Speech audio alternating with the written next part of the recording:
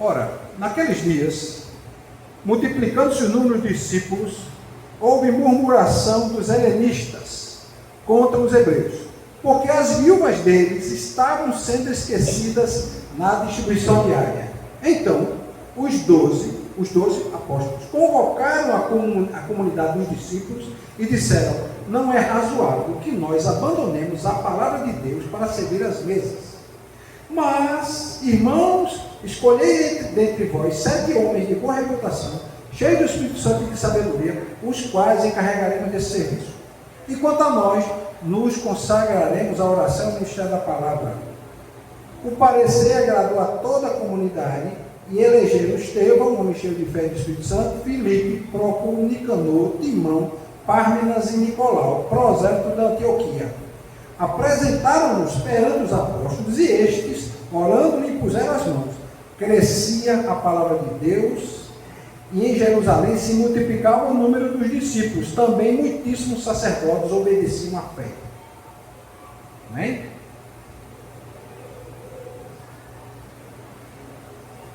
Hoje eu não vou falar sobre a escolha dos diáconos, embora o texto fale sobre isso.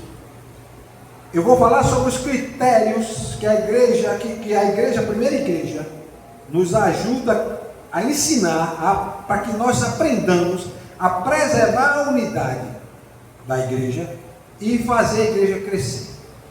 Vamos orar? Senhor Deus, muito obrigado por estar mais uma vez aqui diante de todos, pregando a Tua palavra. Que o Senhor nos ajude, que nós possamos contemplar o Teu rosto, Senhor, através da Tua palavra. Que todos possam sair daqui compreendendo o que fazer para a igreja preservar a unidade.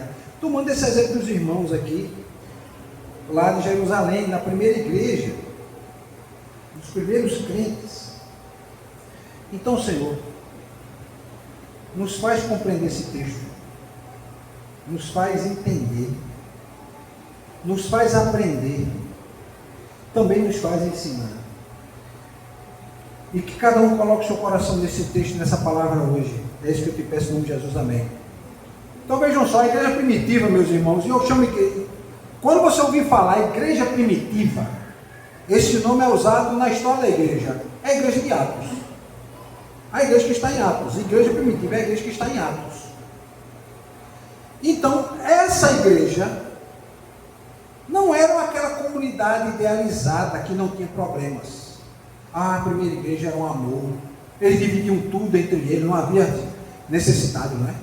Mas a gente vai ver que não. Eles tinham problemas, eles tinham conflitos, tinham tensões. Era uma igreja viva. Era uma igreja que estava crescendo. E exatamente porque estava crescendo, era uma igreja que estava exposta a problemas.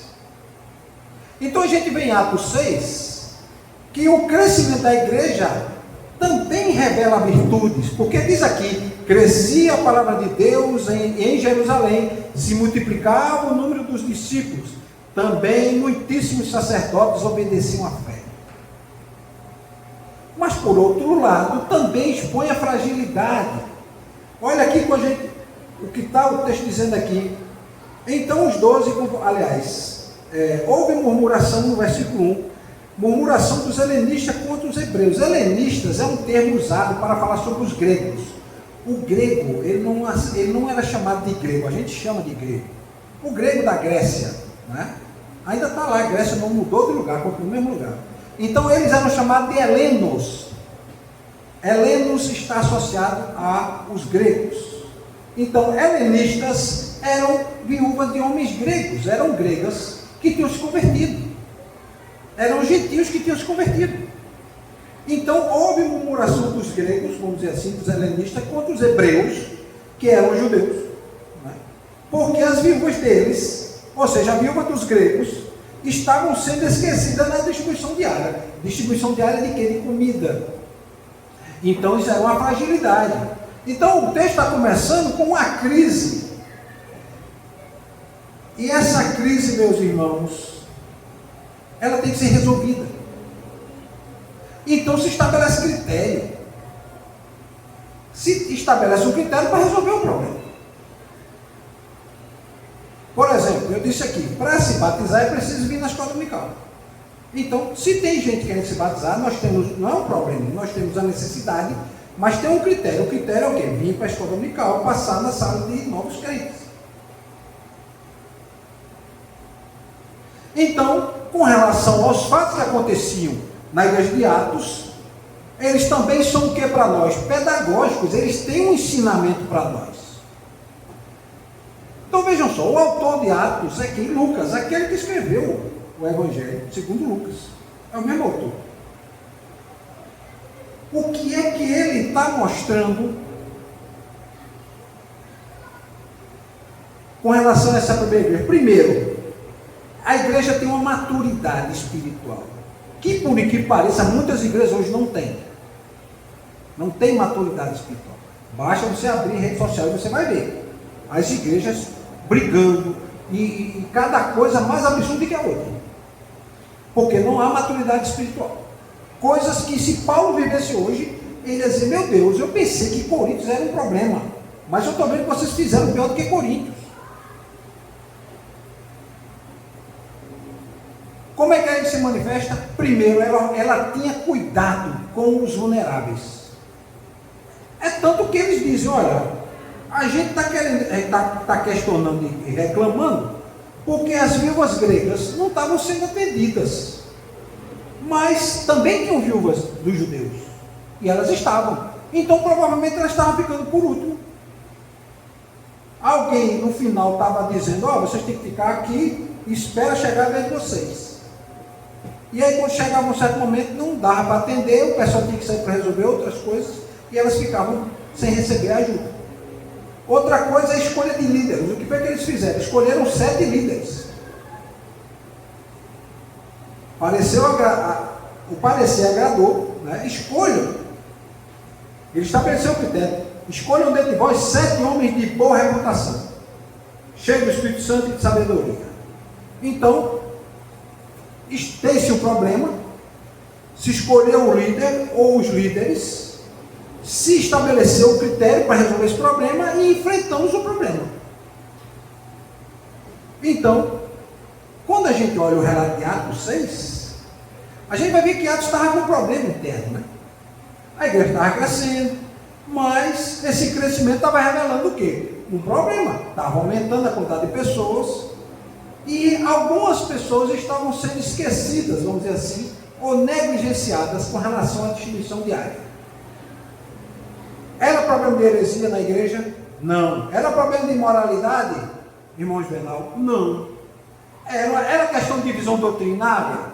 Também não. O problema era outro.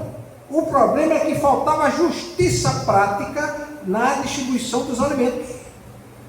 Então as pessoas estavam percebendo que elas estavam ficando para trás.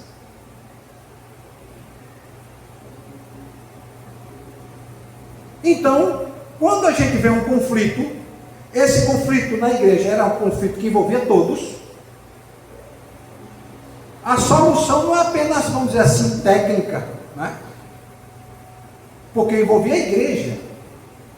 É diferente, por exemplo: ah, pastor, a caixa d'água agora está quebrada. Aí é uma adesão técnica. Aí eu ligo para quem? Para Clécio, para Léo e para Gilberto. Ó, vocês têm que resolver esse problema. Precisa orar para tocar a boia da caixa? Não. Vamos comprar a boia e trocar. Acabou. Mas uma questão dessa, que as pessoas estavam sendo negligenciadas, isso estava interferindo na saúde espiritual da igreja. As pessoas estão dizendo: olha, tem gente aqui tratando um melhor do que o outro. É aquilo que eu sempre falo. Infelizmente na igreja acontece isso. Tem igreja que um trata melhor um do que o outro. Tem gente que é assim, inclusive membro. Fala com um, fala com o outro, trata bem um, não trata bem o outro. Às vezes na distribuição distribui, mas não esquece daquele. Quando ele chega: eu não sabia que você ia querer alguma coisa. E ele às vezes sabe. Então, estava tendo um problema ético e também espiritual. Por quê? Porque o texto mais um pouco atrás, ele diz assim, que não havia necessitados. começo da igreja está lá, dizendo não havia necessitados. E quando chega aqui, aparece esse problema. Eu prego e digo, olha, na nossa igreja não há necessitados. Aí aparece um e diz, eu passo fome. Tem um problema. Tem que resolver. Então, os apóstolos o que é que fizeram? Escolheram qualquer pessoa. Olharam assim, não, escolhe fulano para resolver esse problema. Não. Eles estabeleceram um critério. Os critérios foram elevados. A gente não resta dúvida que o critério de boa reputação, cheio do Espírito Santo e de sabedoria era o critério elevado.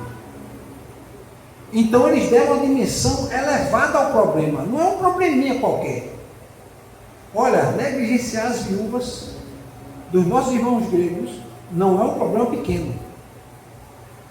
Por isso é que hoje alguém diz assim, não, conversa com o irmão ali da ação social, vamos procurar o irmão de Djalma e aumentar a quantidade de cestas para distribuir com elas. Os apóstolos não pensaram dessa forma. Não, é um problema sério. A gente sozinho não consegue resolver, a gente precisa de auxiliares. Então, primeira coisa,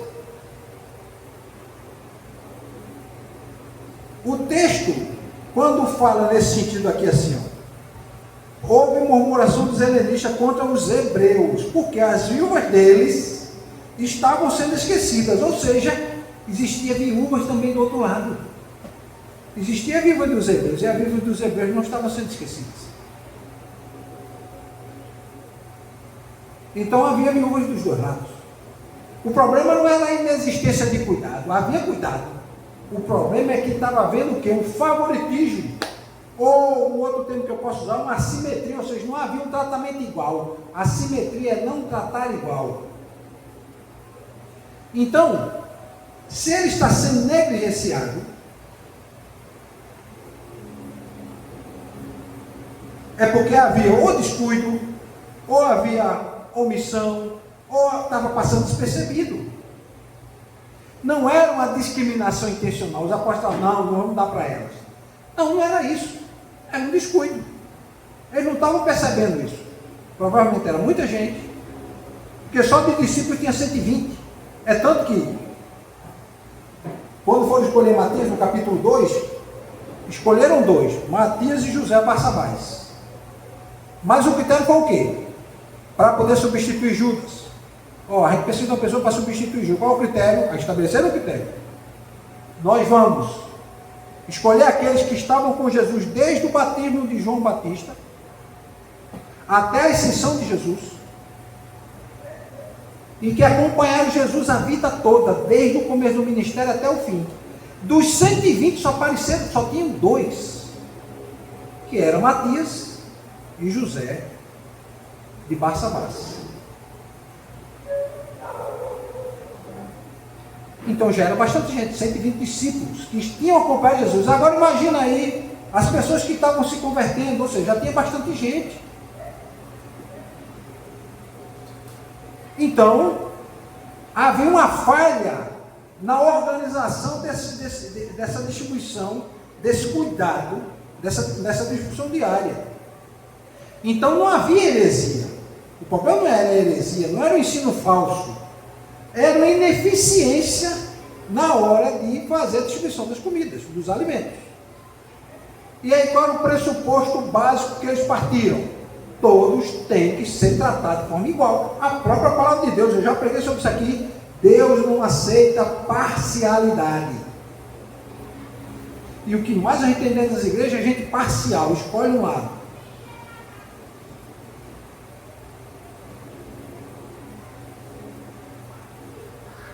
Quando a gente olha outros textos, por exemplo, Atos 2, 44, diz assim, a distribuição, deixa eu abrir aqui 2, 44, para não dizer o texto errado. Todos os que creram estavam juntos e tinham tudo em comum. Ou seja, tudo em comum, cada um tinha conforme a sua necessidade. E quando a gente vai para Atos 4:34,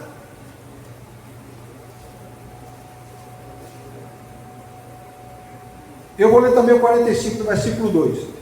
vendiam as suas propriedades e bens, distribuindo o produto entre todos, à medida que alguém tenha necessidade. Quando a gente vai no 4, 34 e 35, diz assim: pois nenhum necessitado havia entre eles, porquanto os que possuíam terras ou casas, vendendo-as, traziam os valores correspondentes e depositavam aos pés dos apóstolos. 2 versículos depois está lá as mulheres reclamando, das mulheres gregas, que então estavam dizendo: olha, as viúvas dos gregos não estão recebendo não. Se o padrão era esse, então a questão ética e espiritual era muito forte. Então Pedro, junto com os outros apóstolos, disse: ó, a gente escolheu 7 homens para nos ajudar. Esse número 7 não quer dizer que só tem que ter 7 diáconos, não tem nada a ver uma coisa com a outra. Na necessidade dele foram 7. Pode ser que na minha necessidade aqui sejam 10. Pode ser que em outra igreja sejam 20. Pode ser que em outra igreja sejam 3. O importante é o quê? Primeiro, que a gente tem que aprender que os apóstolos levaram a sério as queixas. Que os apóstolos não fizeram assim: ah, isso é um problema espiritual, vamos orar. Vamos pedir a Deus o que é que a gente vai fazer. Não, eles tomaram iniciativa e disseram: ó, vamos escolher 7 homens, com um critério, o critério estabelecido é esse, e esses homens vão se encarregar disso, para não haver mais problema. Então eles enfrentam um problema. O que é que o texto está revelando? Que a igreja estava crescendo, mas estava vendo essas desigualdades. E pelo próprio texto de Atos 4, 34, nenhum necessitado havia, significa o seguinte: que na justiça cristã, dentro da realidade de Atos, não pode haver necessitados, então ela não pode ser seletiva. Qualquer coisa que possa ir de encontro ao que está estabelecido nesse texto aqui, se não haver necessitados, é o que está acontecendo? Está ferindo a comunhão. Foi esse o raciocínio. Então, diante do problema, vamos ver qual foi a solução dos apóstolos. A primeira coisa que eles fizeram foi escolher homens de boa reputação. Primeiro critério: escolher dentre vós 7 homens de boa reputação.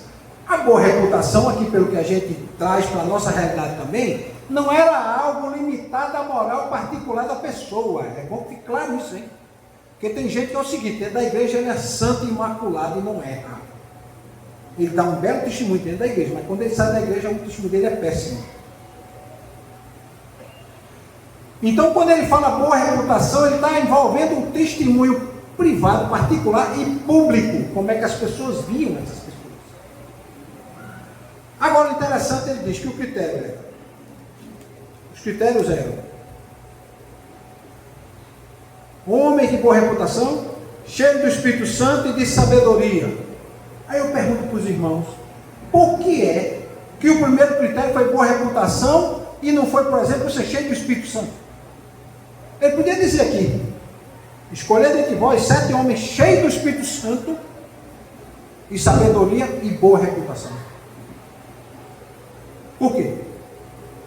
Porque, meus irmãos, o problema não era inicialmente espiritual.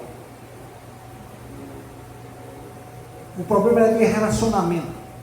O problema era do caráter moral que estava envolvido, é a questão moral envolvida.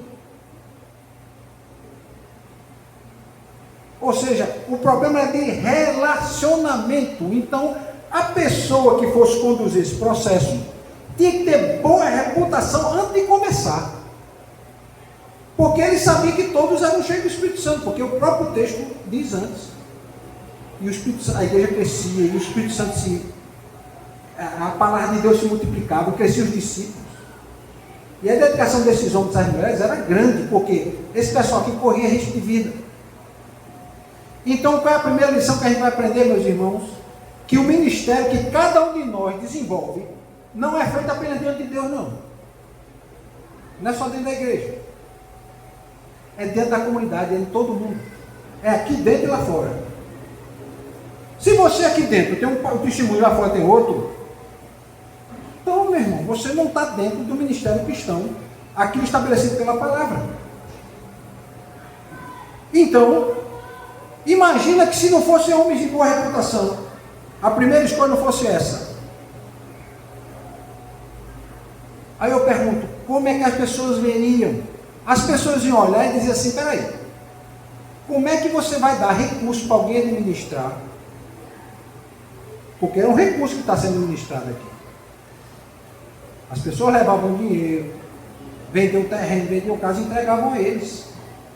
Se esses homens tivessem boa reputação e fosse a reputação de que eles retiravam da sacola das ofertas, como tinha Judas, alguém iria confiar no trabalho deles? Não. Então essas pessoas precisavam ser dignas de confiança. Ou seja, a igreja já entendia a importância da credibilidade de cada crente.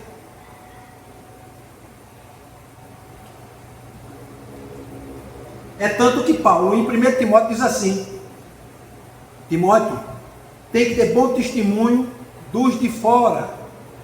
Ou seja, para você pregar o evangelho, você vai ter que ter bom testemunho também dos de fora. Os de fora tem que olhar para você e dizer, esse rapaz, essa moça, essa mulher, esse homem, é um crente de verdade. Tem muito crente, popularmente dito, como as pessoas falam, né, no senso comum, relaxado, né? Não lê Bíblia, não ora, não participa de culto, não vem para a escola dominical, não estuda a Bíblia, não estuda a palavra. E as pessoas olham e percebem quando o indivíduo não tem testemunho. As pessoas percebem.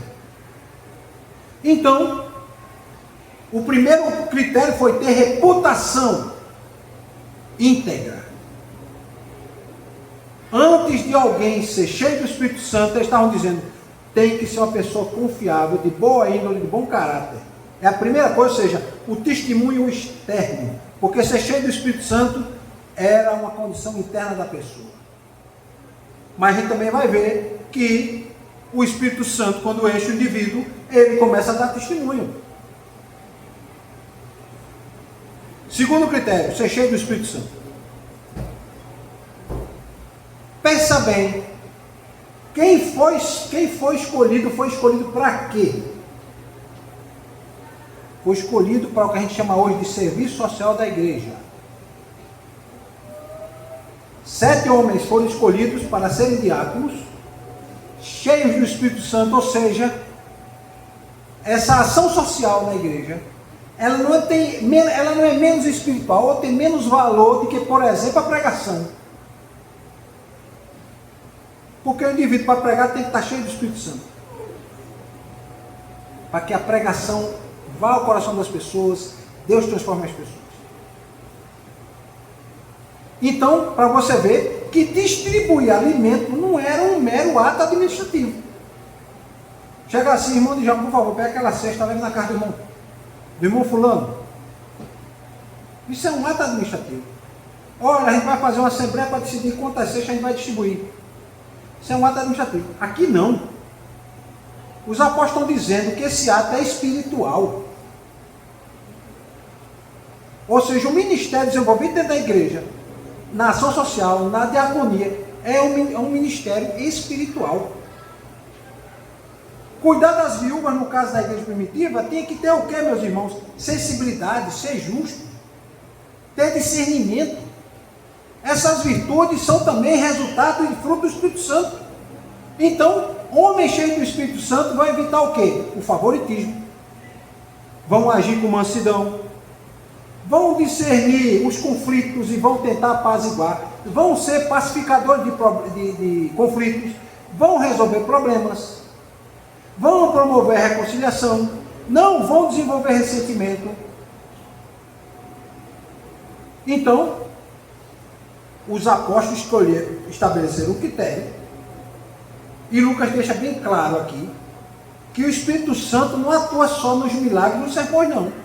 Ele atua também dentro da organização da vida comunitária dentro da igreja. O Espírito Santo tem que agir também na hora que regula o som do som, em gente que faz a limpeza do prédio, em gente que está responsável pela abertura da igreja e fechamento, gente que cuida do patrimônio, gente que está responsável por pregação da palavra, gente que vai ensinar na escola dominical, gente que faz a ação social. gente que trabalha para o culto jovem, gente que trabalha com o culto das mulheres. Ou seja, tudo é uma atividade que o Espírito Santo atua, e tem que atuar, e deve atuar. E o indivíduo tem que permitir que o Espírito Santo atue. E como é que ele vai permitir? Estudando a palavra, lendo e orando. Então, organização das atividades dentro da igreja também é uma atividade que envolve a ação do Espírito Santo. O terceiro critério, e o último, foi o quê? Cheio de sabedoria. Eu já ensinei na escola dominical, mas vou falar aqui novamente para os irmãos.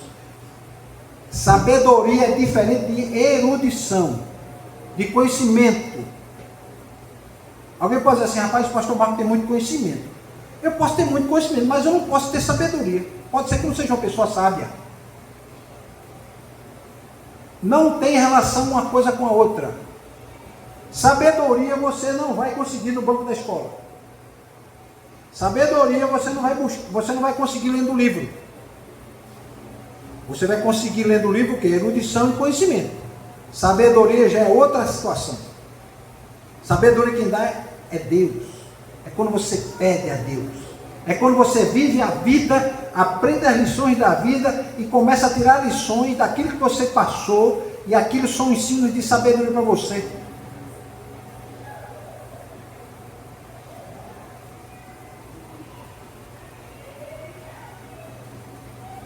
Ou seja, sabedoria é a capacidade de aplicar princípios da palavra de Deus à sua vida. Se você consegue aplicar os princípios da palavra de Deus à sua vida, você está adquirindo sabedoria. E o que é que Atos precisava aqui, meus irmãos? Atos estava precisando do que a gente pode usar hoje como conhecimento de logística, para poder distribuir os alimentos, não faltar ninguém. Tratar com justiça. Decidir em condições difíceis. Porque imagina, alguém aqui já ficou sem comer. Se já ficou sem comer, sabe que é muito chato. Incomoda. Você bebe água e a fome não passa. Você fica nervoso, chateado. Imagina as pessoas num ambiente onde a quantidade de comida era pouca. Onde a fome estava batendo a porta a cada minuto. Então, ter sabedoria aqui, nesse serviço, ajudava o que, meus irmãos? A curar as feridas. E evitar que novos conflitos surgissem. Por isso que a gente tem que ter sabedoria dentro da igreja. Para não amplificar o problema. Para resolver o problema. Por isso que eu sempre digo, olha, quando você chega e vem, por exemplo, me procurar, pastor, está tendo tal problema. Aí você diz assim, pastor, eu tive a seguinte ideia, e eu tomei a seguinte decisão, eu disse isso para a pessoa, fazer assim, assim, assim. Está certo? Eu disse, irmão, está certo, eu fico muito feliz, sabe por quê? Porque você não está trazendo só um problema, você está trazendo um problema com solução. E a gente ganha tempo com isso. Porque muitas vezes o problema tem que ser resolvido rápido. Então a Bíblia mostra aqui, meus irmãos, que a competência que a gente tem para desenvolver a atividade na igreja, ela também é um predicado espiritual, ou seja, a gente precisa do auxílio do Espírito Santo, porque não basta só conhecimento, tem que ter sabedoria e essa competência dada pelo Espírito Santo, ou seja, a igreja, logo no começo aqui, no comecinho, no capítulo 6, no começo da igreja, ela não espiritualizava a incompetência não, dizia, não, fulano não sabe, mas vamos botar ele assim mesmo, ele não sabe não, mas deixa lá. Não, meus irmãos, ele não sabe, vamos treinar ele para ele aprender. O indivíduo tem que se disponibilizar a querer aprender. Tem que deixar abrir a mente para querer aprender coisas novas. Então a gente vê que a sabedoria foi o que? Um dom necessário também para o bom funcionamento do corpo de Cristo.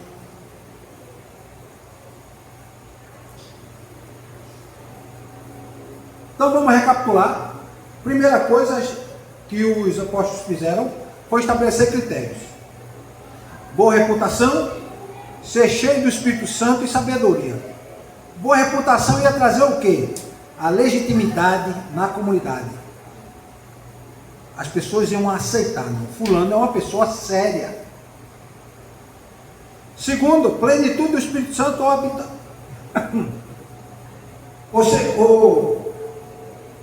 Cheio do Espírito Santo. É ter a legitimidade o quê? Espiritual. Então tinha legitimidade e autoridade dentro da comunidade, tinha legitimidade e autoridade espiritual, e sabedoria é que o indivíduo ele tinha legitimidade de saber fazer. Ele ia saber fazer. Porque, meus queridos, se faltasse algum desses critérios, provavelmente aquele homem piedoso que orava, que lia a Bíblia, mas ele sem sabedoria, provavelmente ia causar injustiça. Ele podia agora atender as mulheres gregas e deixar as judias, as hebreias, as viúvas hebreias sem receber. Um homem sábio sem reputação ia gerar o quê? Por mais sábio que ele fosse, ele ia ficar em dúvida. Imagine, por exemplo, se eu fosse o tesoureiro da igreja. Marcos é o tesoureiro da igreja. E um belo dia dá uma falta do dinheiro na igreja. Aí eu fico tentando arrumar desculpa. Passa uma semana, passa dois, tentando arrumar desculpa.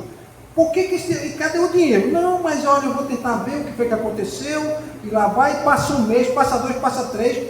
Daqui a pouco eu penho, olha, eu não sei o que aconteceu não, mas eu vou colocar do meu dinheiro. As pessoas vão pensar o quê? Rapaz, Marcos pegou, retirou o dinheiro, usou. Não tinha dinheiro para repor, porque ele estava endividado com algum problema. E passou 3 meses e ele agora arrumou dinheiro para poder cobrir. As pessoas dali para frente iam fazer o quê?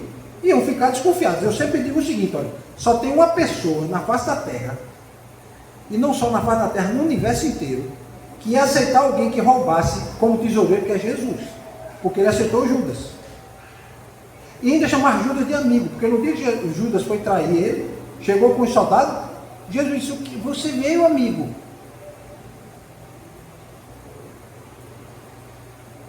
Então um homem sábio sem reputação ia gerar desconfiança. É um homem respeitado, boa reputação, mas sem o Espírito Santo, meus irmãos, ele não entenderia o sentido de cuidar de quem precisa.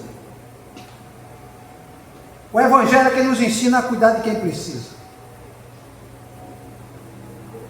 Então, a gente, depois de avaliar isso e ver como é que a igreja tem que se comportar, qual o resultado dessa prática? Crescia a palavra de Deus e o número dos discípulos se multiplicava.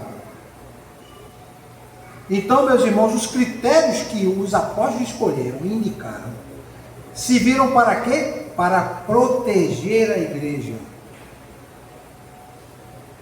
Ou seja, o cuidado era exercido pelas pessoas certas.